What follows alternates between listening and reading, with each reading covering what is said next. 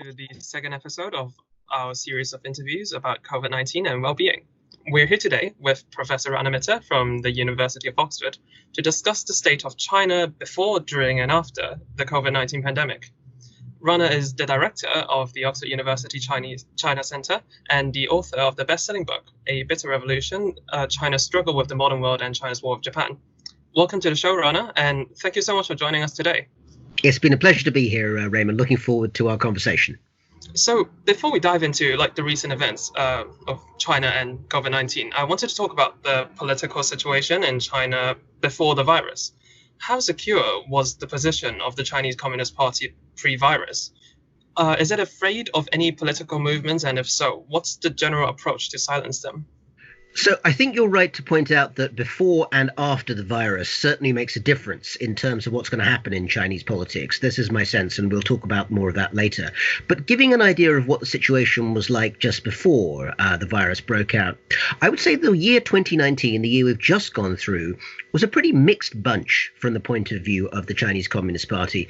There were some pluses as far as the party and Xi Jinping, the General Secretary and President of China, of course, were concerned, but also I think some real misses in terms of the way in which things happened. So in terms of positives, I think that what will have happened, for instance, at the famous supposedly secret meeting at Beidaihe, the seaside resort where the leaders get together once a year in autumn and discuss what's coming up next, I'm sure that they will have looked at the economy up to that point and seen it still growing fairly steadily. They will have felt that there was reasonable progress in terms of what you might call the kind of overall medium-term strategy of China, which is to become essentially the biggest player in East Asia and the Asia-Pacific region as a whole. So to take one specific example of that, pretty much every country in the region, including countries like Australia, now have China as their major trading partner. And that obviously puts China in a powerful position in terms of creating regional order. So many of those sorts of elements, I think, will have gone pretty well from the party's point of view. But there were a lot of alarm bells also beginning to ring even before the current virus crisis. Number one, Number one also had to do with the economy. You could argue very strongly that there are certain underlying characteristics in the Chinese economy which haven't gone away, even now, which could spell danger. One is the fact that to get itself out of the financial crisis something like a dozen years ago, China decided to spend big in terms of creating credit, building infrastructure, all the whiz-bang, wow stuff that we know about, the skyscrapers, the high-speed trains, the airports, all of this. That essentially came in large part from the willingness to spend over the last decade in terms of keeping the economy going. But a lot of the money has obviously been borrowed by local authorities, and it's now coming back to roost. So dealing with that problem of debt, of the debt crisis that needs to be managed down and essentially paid off, has been a real problem. Also, it has to be said that China's international image has not done terribly well in many ways in 2019 for a variety of reasons. One is to do with the place that you're sitting right now. I believe you're in Hong Kong. And of course, we almost forget it in the Western world. You probably forget it less when you're in Hong Kong. But pretty much, every month there was a headline in the Western newspapers saying latest Hong Kong crisis, protests in the streets. It was very clear that the way in which Beijing had managed Hong Kong was simply not sitting well with a significant number, probably a majority of the Hong Kong people. And you could see that from the election results in the local district elections that took place in November. But also it was having a really poor effect on China's international image as a country which maintains its agreement to international agreements. In this case, of course, the 1984 British-Chinese Joint Treaty. So that's one example. The crisis in Xinjiang, where very large numbers of Chinese citizens, we should point out, of Muslim faith, were being essentially taken to so-called re-education centers. And there was very little access, almost no access in terms of finding out what was going on there, what was happening. Many of them do seem to have been released quite quickly in late 2019, which one has to assume was partly because the party was worried about the amount of bad publicity this was getting. But it wasn't a great moment for the party by any means. And then finally, and perhaps in wider scale of things, one of the most important was perhaps the flagship project from the point of view of the Chinese Communist Party. And that, of course, is the Belt and Road Project, BRI. Now, this is essentially something which China has tied itself to over several years as a project for several decades. The idea that it's going to create a huge economic, social, and security infrastructure ranging all the way from Western Europe to Southeast Asia and down to Africa. The problem is that lots of the issues to do with the growing pains of the BRI, for instance, very large numbers of small countries getting themselves into debt over infrastructure projects, these were beginning to seriously tarnish the reputation of China in the international community. So one could argue that at the end of 2019, China's fundamental system, I think, was not in danger of instability. Broadly speaking, I think internally things were probably hanging together fairly successfully. But in terms of the next phase of development, the next phase of China's growth of influence, the machine, you could say, was beginning to sputter and stall because of what you might call self-inflicted problems. So, bearing all of that in mind, what were your initial thoughts on the overall reaction to COVID-19 by China? And would you agree with the numerous critical views on China's response, or do you think that there are any successes or any lessons that we can learn from China's management of the crisis?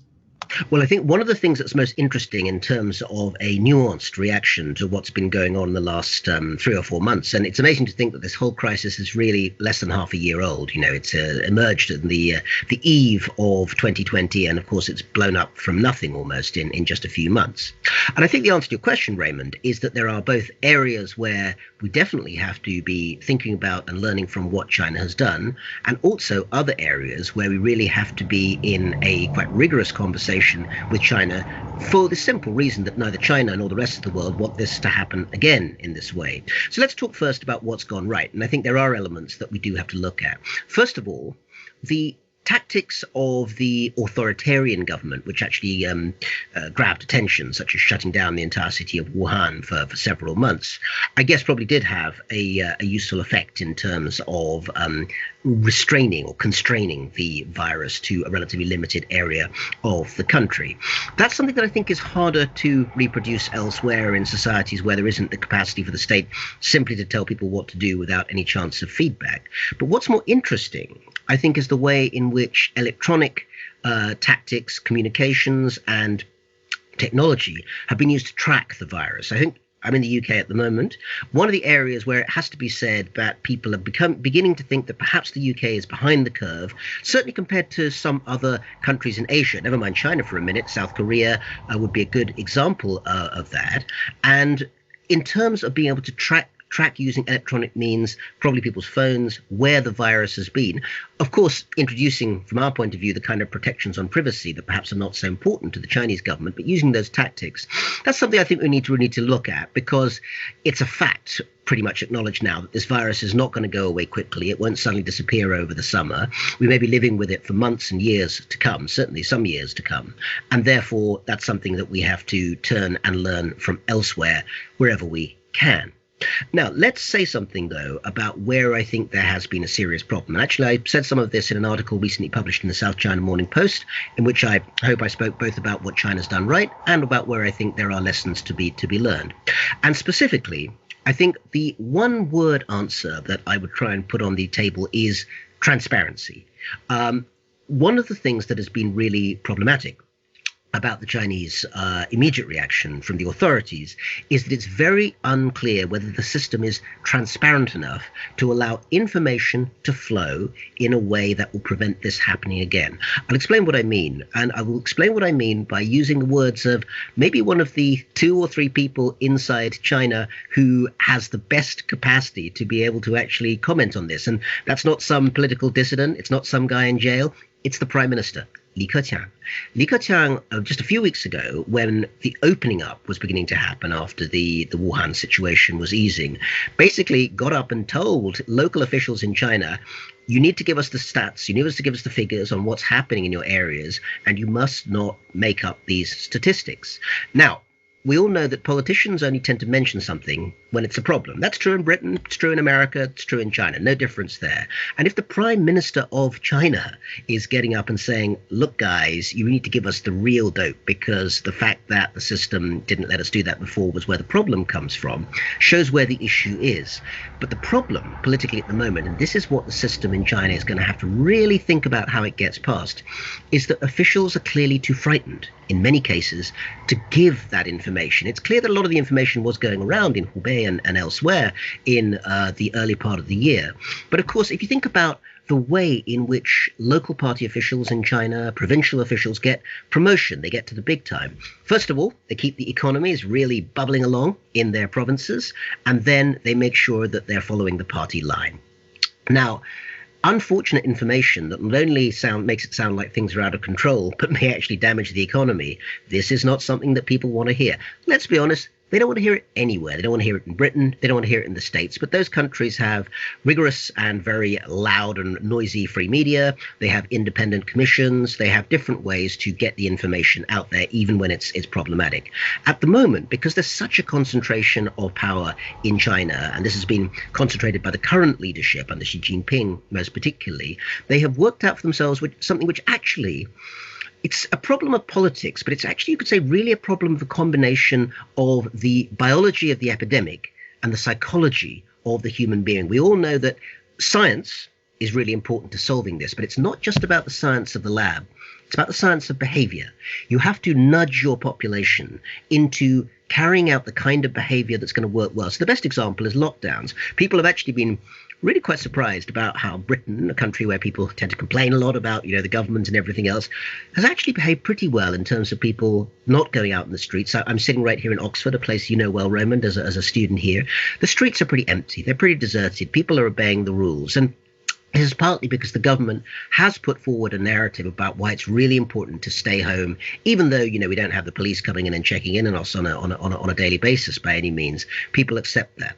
Now, getting back to China, the question is, what are the behavioral changes in terms of official information, which can receive what's really going down on the front line in terms of the disease, and then pass it upwards and upwards to where it needs to go? And if I may, I'm a historian by training, and there's a very good historical example of how things can go wrong if you don't get this right.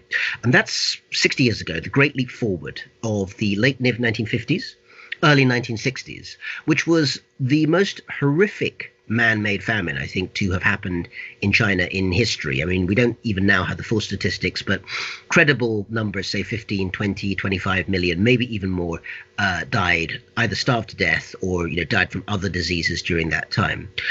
And if you have to look in really rigorous detail about why that disaster happened under Chairman Mao, several decades ago, it wasn't, despite what some people might criticize, it wasn't because the Chinese Communist Party wanted to starve millions of people to death. That's ridiculous. Of course not.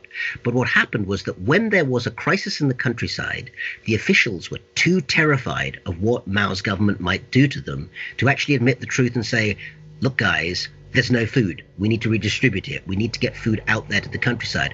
And the one man who actually did tell Chairman Mao what was going on at the Lushan conference in 1959, Peng Dehuai, one of the great generals, one of the great military figures of the PRC, one of Mao's comrades in arms, someone who could not in any way be regarded as anything other than a true red communist. He told Mao what was going on, and he was fired. So looking back at that historical situation of how the Great Leap Forward shows what happens when you don't get the information out there is the example to follow in terms of what not to do. And in this case, I'm saying I suspect that only a system that lets information be free, transparent, and transmitted where it needs to go throughout the system without political fear or favor can address this problem.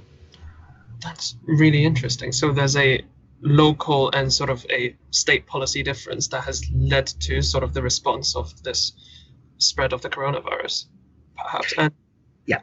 So if we look at the virus from a wider perspective beyond China, there's been a recent conflict between Trump and the WHO regarding the response of COVID-19, with Trump accusing WHO for being China-centric and retaliating while singling out Taiwan for attacks against him.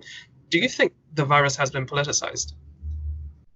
I think there's no doubt that the virus has been politicized, and there is a tremendous contrast with the great financial crisis of 2008, just 12 years ago, where it has to be said that pretty much every country and every central bank in the world got together at the time of the greatest emergency, and at least in the short term, dealt with the problem. And that was Britain actually played an important role. Gordon Brown, the then Prime Minister, was very central to that.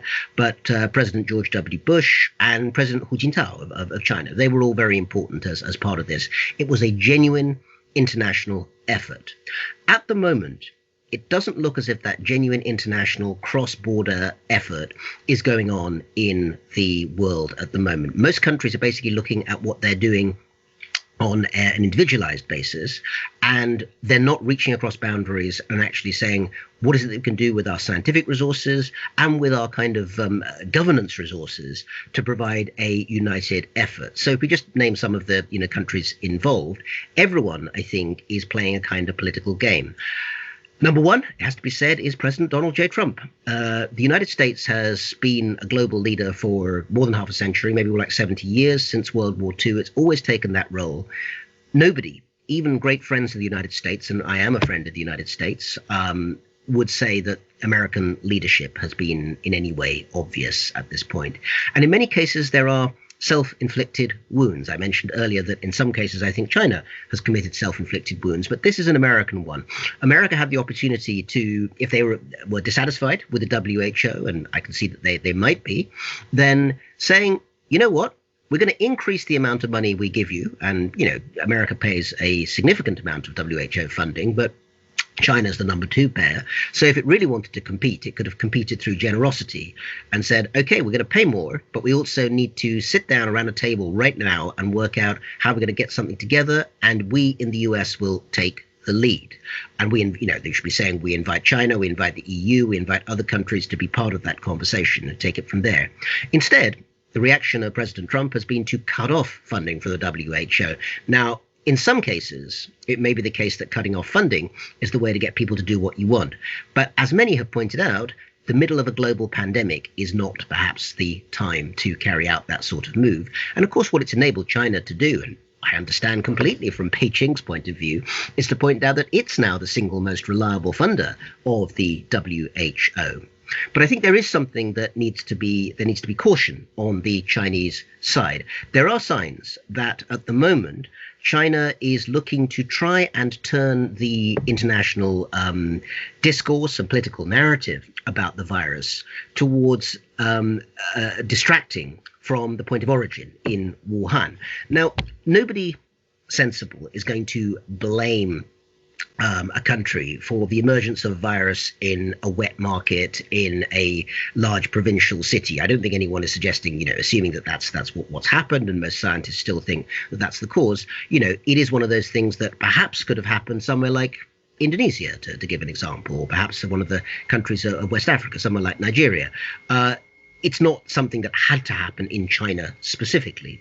But since we know, not least because, the Wuhan authorities had to lock down quite quickly, that it emerged from there, having a big, open, full and rigorous, scientifically driven discussion and conversation about where the disease came from, what can be done, and what elements maybe require China to seek help from the outside world in terms of preventing it happening again, because diseases like this are bad for the world, but they're also terribly bad for China. So I think trying to distract attention from that particular element actually is only of short-term benefit. In the long term, it's not going to be an effective way of China seeking leadership, because the other thing that people perhaps haven't noticed now is that the really important leadership countries in the world, the ones that manage to create credibility for themselves, can also admit when they've got it wrong. They're big enough and strong enough to say, not 100% of everything we've done was right, but in this case, we got it wrong. Here's what we've learned, and here's how we bring that to the wider world. That will be a great message for China to bring to the outside world. It doesn't seem to be happening yet, but it's not too late. So, in part, do you think the self-inflicted wounds or like the lack of transparency, for example, in Hong Kong or Xinjiang, were they in part due to the leadership of Xi? So, for example, if Hu Jintao and Wen Jiabao were still in charge, would these wounds be less severe, and would the impacts on the virus on China be less severe as well? The short answer is we don't know, because we can't do counterfactual history. I think one thing that everyone, including most of the people I suspect at the top of today's Chinese Communist Party, would say is that since the current leadership of Xi Jinping has been in power, power has been much more centralized than was the case under previous leaders. Let's not be misleading about this. Hu Jintao and before him Jiang Zemin were general secretaries of a Chinese Communist Party, which made it very clear that independent judiciary, free media, and all the expectations of a liberal society would not be happening in China. And I would actually say that Xi Jinping's ascension to power was important in terms of this change, but actually I think it was the global financial crisis of 2008 that really flipped the switch in China to China's leaders saying, you know what, we've got a system. It works pretty darn well, and actually, I don't think we need to take lessons from those liberals over in America or Europe anymore. So I think that change is already happening before Xi Jinping became leader. But it's part of the mix. But get back to the wider question there of would it have been different? Well, again, not that I'm spending all my time giving my views to the South China Morning Post, but I had an earlier piece, which again I'd be happy to refer people to, in which I said the following: supposing we've got to think about what's realistic. A lot of people, particularly people on the right wing in America, have been, talking for years about China should become an electoral democracy like Sweden or somewhere. Actually, my personal opinion is that I think China is a big, stable, and smart enough country to be able to democratize quite easily and quite smoothly if it wanted to. But being realistic, I don't think it's going to happen anytime soon. It's not what the Chinese Communist Party is about. So, putting that forward as the forward trajectory is not plausible or realistic in the current scenario. But what is perfectly plausible is to wind the clock back to where things were going, let's say about 10, 12, 15 years ago, around the time of the Beijing Olympics. And people may not remember so much now, but because China was very keen to get the Olympics, it was awarded the Beijing Olympics for '08. Actually, a lot of the norms within China's communist society were opened up in some quite significant ways. Think about some of the investigative journalism being done by some of the really important outlets in China during that time. There was, Caijing, there was Nanfang Zhuomo, Hover, A Southern Weekend, a whole variety of really kind of major investigative reporting. For instance, the Wenzhou train crash in 2011. In the end, that was censored and covered up in various ways. But for much of that time until then, actually, some really brave Chinese reporters were putting out stuff that actually, did a lot in terms of putting a light on official mistakes and even corruption in various cases. Or social media. Social media has changed in China, but in its first few years, the late 2000s, early 2010s, there are a whole variety of bloggers, you remember the likes of Han Han, Murong Xuetun, and others who, from within mainland China, were putting out some pretty, acid, pretty thoughtful views on what was happening in society. And it was a really good safety valve, I think. It was saying, look, we're not going to be democracy. This is a different sort of society, but we have a space where we can say what we think. That, I think, did a lot to actually both let people let off steam and also alert the authorities, alert the party to where things were going wrong. And I think closing down that particular outlet has proved counterproductive, because actually just telling people they can't complain about things doesn't mean there aren't things to complain about. So I think getting back to, as I say, with my incredibly unambitiously reasonable hat on, saying never mind China becoming a democracy, never mind about becoming separate independent judiciary like in Hong Kong, none of that's going to happen. But why not go back to about the year 2005, 6, 7, that level of control, and see what happens? Is the reason why China hasn't tried rewinding the clock to a country that was more transparent, that was more open, and encourage people to act, or at least allow the space for people to feed back to the government, is because that it has nothing it needs from the world. It thinks that it can be its own power. I think actually something slightly paradoxical is happening. I'll give you my take on it. Whether people in China would agree or not is another question. But I do think this is something that is slightly counterintuitive in terms of what's happening. I don't think it's true at all that there's nothing that China needs from the world. China needs lots of things, both in terms of economic partnership and so forth. But actually, it needs something that you can't buy in a store or in a trade agreement, but it really wants, which is respect. China wants to be, the most respected country in the world, or certainly in Asia if it can. And it's done all sorts of things that actually should push it in that direction. You hear the story over and over again, but it doesn't make it less true. It has taken hundreds of millions of its own people out of poverty. It is true, I think, that much of China's foreign direct investment moves, even though we talk about the issues of debt diplomacy and so forth, even so, it has meant that things have happened in many parts of the world that wouldn't have happened without Chinese money, almost certainly. So, for instance, the light rail network in Addis Ababa in Ethiopia, to give a particular example. You can come up with examples. I think that people need to be, a bit more nuanced in terms of understanding what the influence of China has been on the world, both for good and bad. So all of that, let's take that as the starting point. However, the difficulties within the system, which I mentioned before, in terms of having a free and open debate, even behind closed doors, which used to be much more common and now is not so common, I think have prevented China from getting to the next stage. Because what I've mentioned is that the global situation has really changed significantly in the last, let's say, 5 to 7 years. Brexit in the UK, President Trump being elected in the United States. So we've seen a move towards a world that is, relatively speaking, less liberal, more nationalistic, more individualistic. And what China has done so far, I think, is to basically continue to kind of live under the protection of that. In other words, when you've got a president like Donald Trump, when you have a situation like Brexit, actually running a pretty authoritarian government which is economically successful and technocratically successful looks less out of place than it did in the period when people thought that more liberal, globalizing ideas would conquer the world.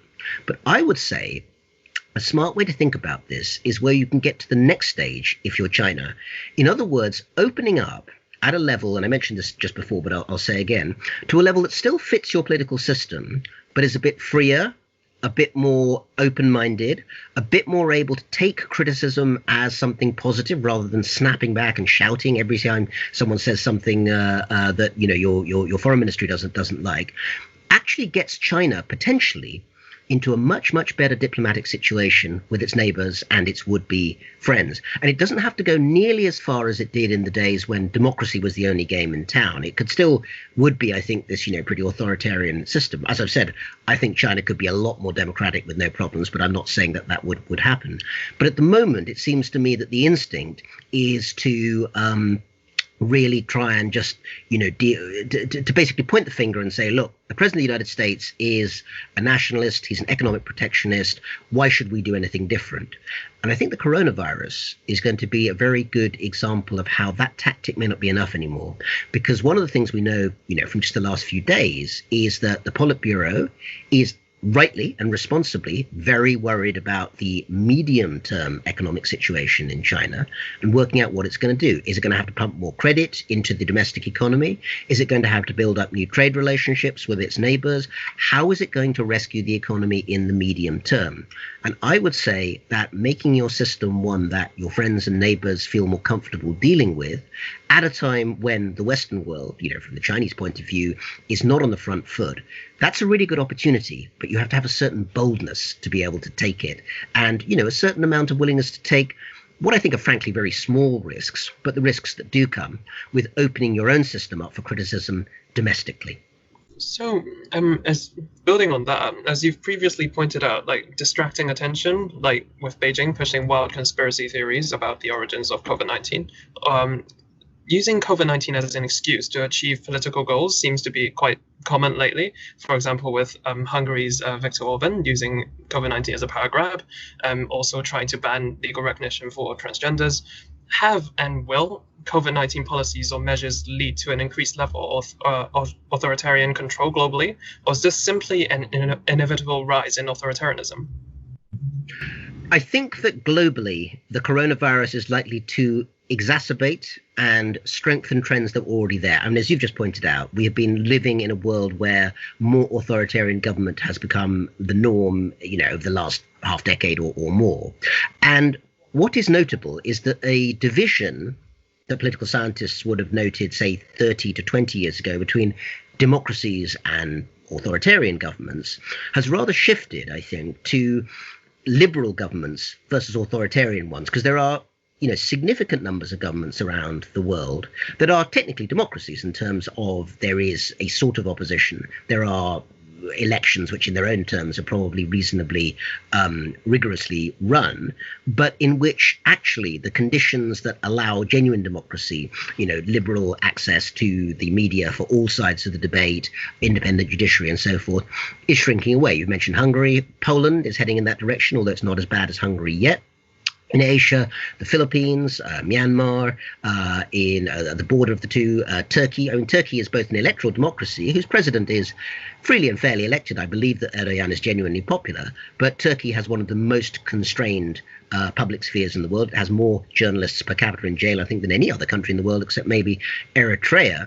And that is a disgrace for a country that is an electoral democracy. So if you're saying are any of these trends going to become more liberal because of the virus? The answer is clearly no. It gives governments a perfect excuse to basically, for instance, use something which China actually, of course, has a great deal of experience of, which is using electronic apps and other technological tactics to trace people and to follow them around. And even democratic societies, South Korea is a good example, have been using this fairly extensively. Now, in the immediate aftermath of a horrific crisis of this sort, completely understandable. The question comes, supposing we do get a vaccine in 1 to 2 years' time, let's see if that happens or not, it's by no means assured, but you'll know, of course, that Oxford University is one of the institutions at the heart of trying to win that battle.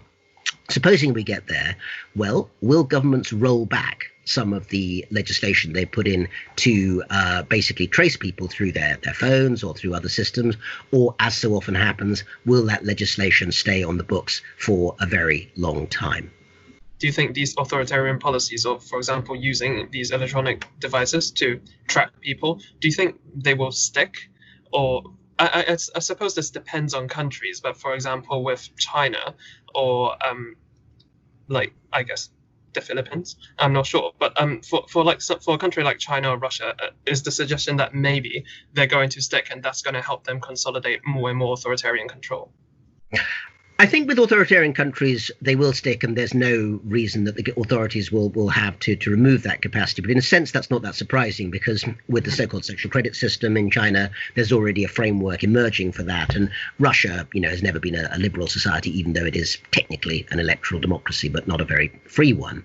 I think the question comes more with countries that you might call, sort of midway in terms of where they are in that sort of process. So, I would say that for a country, for say sort of countries in East Asia, say places like the Philippines or somewhere like Thailand, for instance, are these places that are going to essentially give themselves the capacity to track citizens much more closely?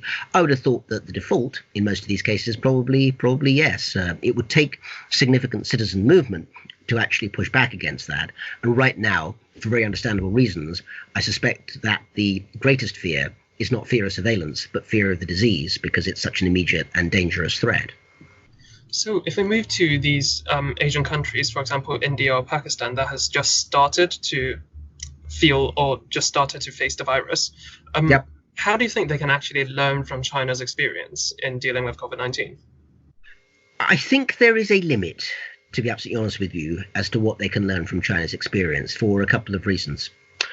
The major reason is that, as some people have pointed out, and this is obviously an ironic statement, but it's worth saying, in some ways, we should probably be quite grateful, only in some ways, we should be quite grateful that the outbreak was in China, because it was a country that has a pretty advanced healthcare system for a middle-income country.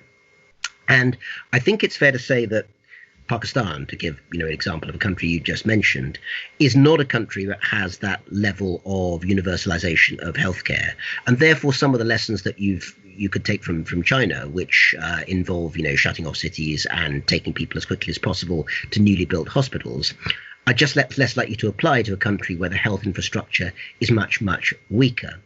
I think what it does suggest is that programs of mass vaccination, which over the longer term must be one of the few ways in which it can be possible to at least try and constrain the virus over the longer term, become very, very urgent. But I think, to be honest, the combination of authoritarian government and technological capacity that China has is relatively unique, globally speaking. Most other countries that have that level of technology, whatever, Western Europe, United States, Southern Europe, don't have governments that can clamp down that strongly because they're democracies and it just wouldn't work. And most other countries that are as authoritarian as China, Vietnam, or countries in various parts of the Middle East, perhaps, simply don't have that level of technical infrastructure in terms of the medical capacity. So to that extent, China actually is not an example you can just cut and paste and use elsewhere very easily. In a sense, it's sort of quite unique. I guess, what do you think would China's position be in the world after COVID-19 then? Should we worry that it's been strengthened? So some time ago, an RTHK reporter in Hong Kong talked to WHO's Bruce Aylward, And he, for example, was reluctant to comment on Taiwan at all. And some speculate that perhaps this might be part of the reason why Donald Trump has called out WHO as China-centric. Should we be worried that, for example, China's position in the world has been strengthened to this extent? Well, actually, I think the Taiwan question has not done China any favors for one very simple reason. Everyone looking at countries or territories, I'll use that phrase very carefully, territories, if you want to say, where things have gone well, will look at South Korea, New Zealand, Taiwan, Hong Kong, actually, you've mentioned, as places that have actually managed to control what's gone on so far pretty successfully. Now, if you know the history of China's relations with Taiwan in international relations, you will know that it's not completely one thing or the other. So the obvious example is the Olympics, where Taiwan has been allowed to compete under the title Chinese Taipei. Now, there's a question of if you had a Chinese Taipei membership at the World Health Organization, is that something that could be possible? And I think in this particular case, the argument that Taiwan and its supporters would make back is that, look, there's some really pretty impressive healthcare going on in this country through a liberal democracy, but nonetheless using some of the things I've mentioned, technological apps and so forth. Those are things that people want to know about, and they'll find out about them one way or another, regardless of what the official position is. So again, getting back to what I said before, China working out how it can lean into the possibility of increasing its influence by working out not just how it looks from the point of view of Beijing, but also having the empathy to understand how it looks from the rest of the world. I think that's the key issue, the empathy gene, which is still, I think, not very clearly found in a large part of Chinese diplomacy. And is sometimes sort of a bit narrowly focused. You know, it's like we're going to send millions and millions of gowns around the world. That's great. We should absolutely praise that. But simply handing out gifts, as many European explorers found in the past days of exploring other countries, isn't enough in and of itself. You actually need genuine dialogue.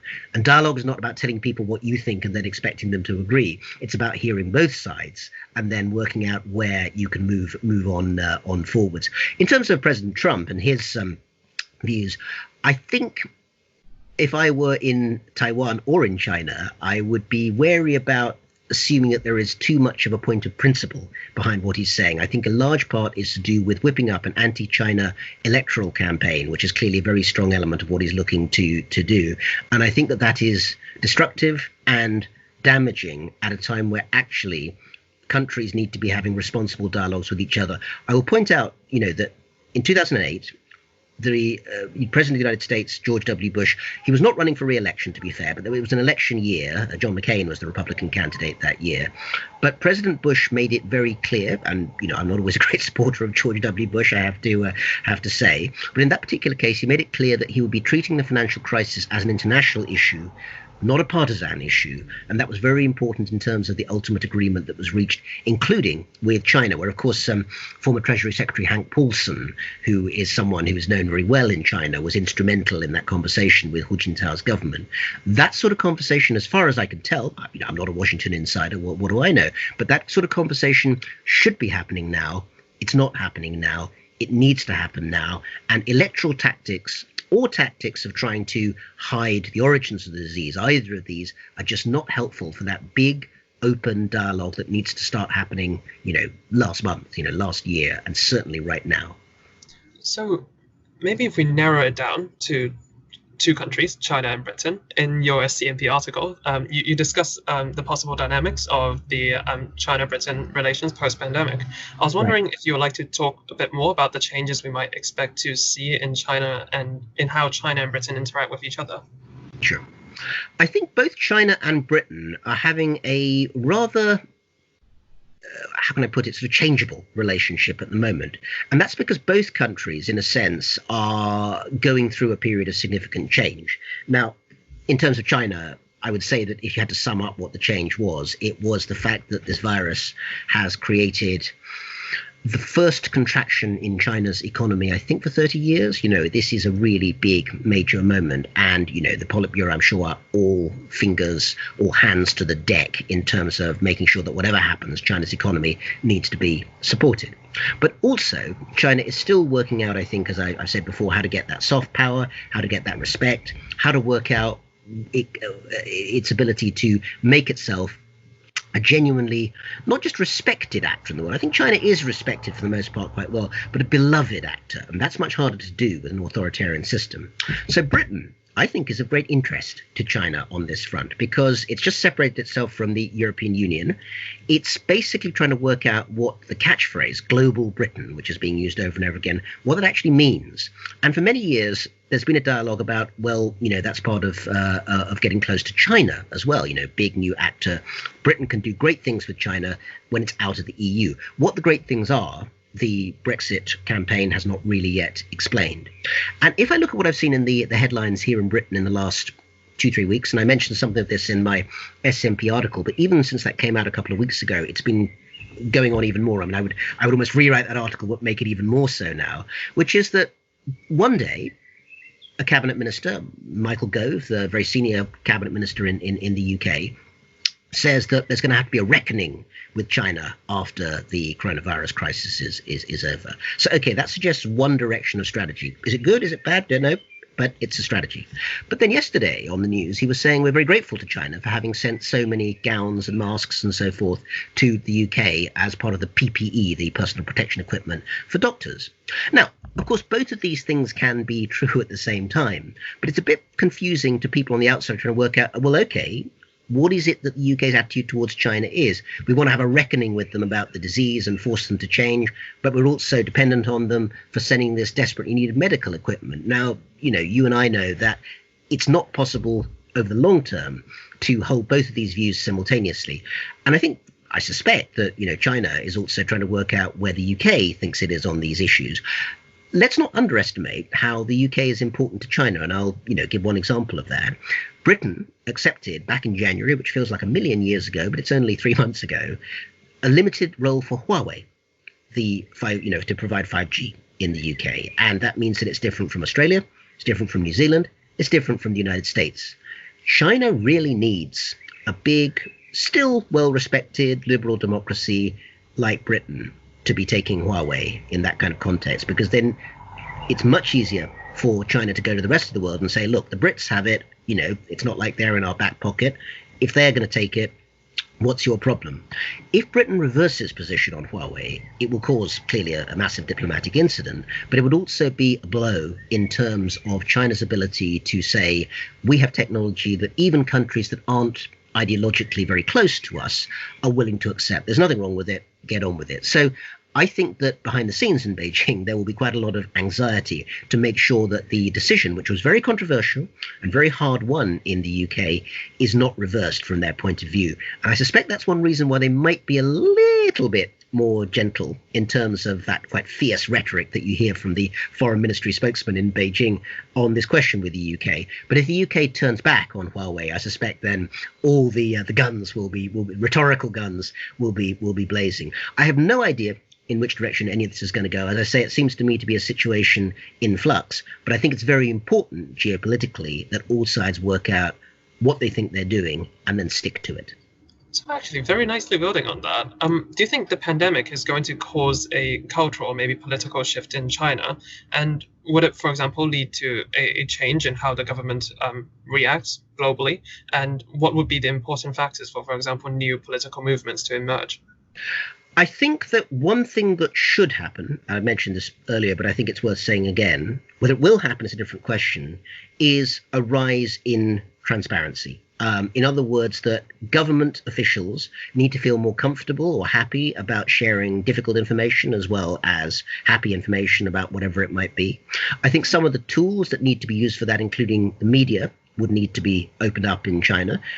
As I say, I don't expect that China's going to have, Finland or Sweden's level of freedom anytime soon at all. But we know from the recent past that China is capable of producing some fantastic investigative journalism if a little bit of leeway is given. So that's what I think should happen. I think would be the smart thing to happen in that case. In terms of will it happen, I'm a bit pessimistic in the short term, and I'll tell you why. Because it seems to me that countries that are going through an economic crisis tend to look inward rather than outward and to try and fall back on tried and tested methods. And right now, I think the Chinese government is probably feeling quite nervous about the contraction in economic growth. Nonetheless, I think that thinking about how things open up to prevent it happening again with a freer flow of information in the medium term would be a very, very smart move, because it essentially disarms China's opponents. It gives a gesture to say, look, we saw what we were doing, we realized where it went wrong, and here's how we've opened up. Now what's your play? If you basically just go to the argument that actually we close down any discussion of anything that might be uncomfortable, then people will go back to saying, well, in that case, the argument hasn't moved on. So I think that if there's going to be a change in the public sphere in China, that's where it will come from. And it may be something more for the medium term, but my prediction in the short term is that it probably won't happen very immediately. I know you have a new book coming out in September, China's War, how the World War II is shaping a new nationalism. How's it going? And would you like to tell our audience a bit of what it's about? I'd love to. So the book is called China's Good War, which I hope is an intriguing title, and it's subtitled How World War II is Shaping a New Nationalism. And it's not a book about the history of the war. I wrote an earlier book which was about that subject, which was a great pleasure to write. But this book is about the contemporary Chinese scene, really over the last 30 years or so, but concentrating a lot on right now. And what it argues is that a lot of Western observers looking at the phenomenon of Chinese nationalism tend to see it only as a very xenophobic, very hostile sort of force, and quite often actually specifically very anti-Japanese, to do with World War II and the issues of history that have never been resolved. Let's be honest. There are those elements out there, and they are covered in the book. But I try to make what I hope is a more subtle argument, and one that I think understands a bit more what the argument in China about nationalism is really about. And I think a lot of it is to do with trying to find something that actually all countries want, which is in some ways a stable sense of identity that the country can take pride from. Now, some elements of that have nothing to do with history very much, the current economic situation, the ability of China to become an actor in the world. These are things that, are part of building up China's national image. But I think that Westerners have underestimated how important in the last few decades, and certainly last few years, the memory of World War II in particular has been, the Kangzhan, the war of resistance against Japan. Not so much because of the anti-Japanese part, but actually because it says much more about China healing its old wounds, particularly the old wound between the Kuomintang, the nationalists, and the Communist Party, which of course tore each other apart during the Civil War that brought Chairman Mao to power in 1949. But of course they were fighting on the same side for 10 years or so before that, in the 1930s and 1940s.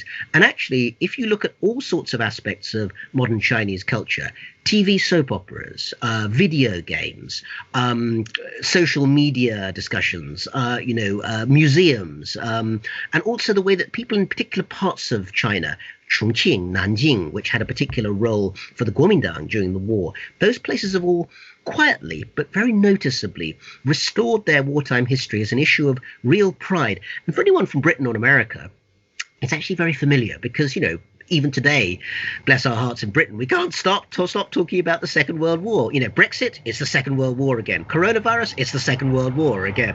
And actually, President Xi Jinping has done a little bit of that. He's talked about, the Shengli, the victory over the virus, which of course is exactly the language that was being used for victory in the Second World War back in 1945.